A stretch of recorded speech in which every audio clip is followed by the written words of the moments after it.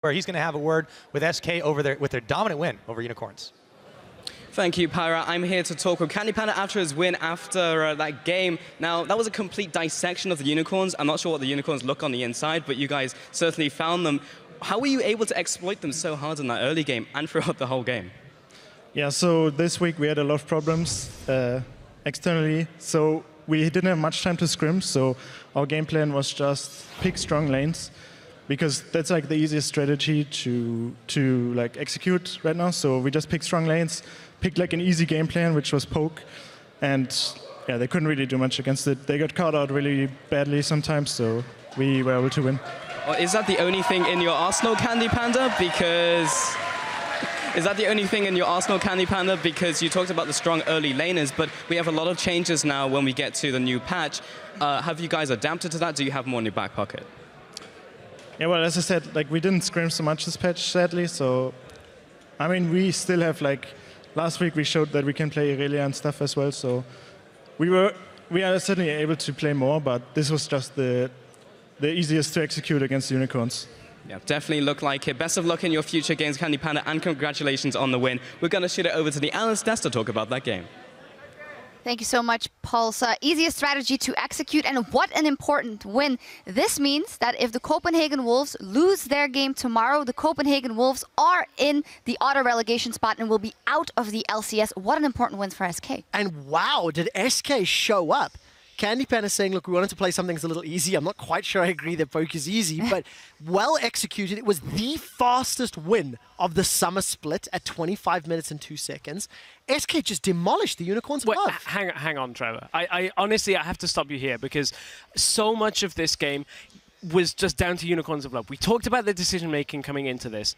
Quite frankly, there was some very strange and even at times bad decisions out from the Unicorns of Love, flashing it towards the target when there's no vision on them, trying to take dragon fights where you're 2 versus 4. I credit SK. Yeah, I credit SK for the strategy and the game plan. But honestly, Unicorns of Love just did not even show up to play today. No. I know it's dangerous to do math on the show, but bad communication and decision-making from Unicorns of Love times the bad communication and decision-making from Julius it just wasn't good. And, you know, a lot of that could be to his re-entry in the LCS with the team and kind of all those factors adding up. But it's very unfortunate from the side of the Unicorns of Love that it has to happen at this point. I think the problem for Unicorns of Love, and the fact that they've had the substitution and they've now lost this game, is the fact that the teams around them are now picking up wins. Elements picked up a win. We saw Giants dropping a game as well. So that middle of the table is now getting even more condensed.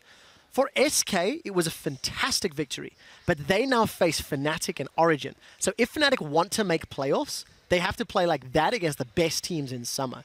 But for everybody else, the likes of Rocket, the likes of Elements, looking to make playoffs, their chances have just been made a little more likely. And I think their chances being more likely now are even helped by the fact that if they can get a picks and bans phase like SK did that time, Sven on something comfortable and very dominant in the early game, Freddy comfortable, and Rated seemed comfortable on Shen. If they get that kind of opportunity in picks and bans, no reason to say SK maybe can't pick up another win over, you know, Elements, but Fnatic and Origin, I think, is a big stretch. We'll see. Well, there is a chance. What a win from SK. For us, though, it's time to go on cooldown, but in just a few minutes, Gambit will go up against Origin, who are looking to secure a second-place finish and the all-important playoff bye. And at Mert Russo thinks Gambit is on track for a win and tweeted, their roster is starting to gel together and they are showing they are not afraid to make big team plays. We will see what happens, and we'll be back here in a minute or 3.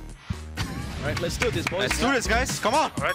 Play smart and communicate, like everything. Will knock Ilias, but he gets kicked back the right. Rocket hits him in the face. It's a 1-for-1, but the skirmish is on. But he's got a Shen at his back. He's got Mega Gnar. The tables are turning. Unicorns bit off way more than they could chew. In comes the big Gnar. Knocks Mardax, gets a stun into the shock blast. They take him down. Freddy is eating the lasers. 25 minutes in, SK Gaming with the win.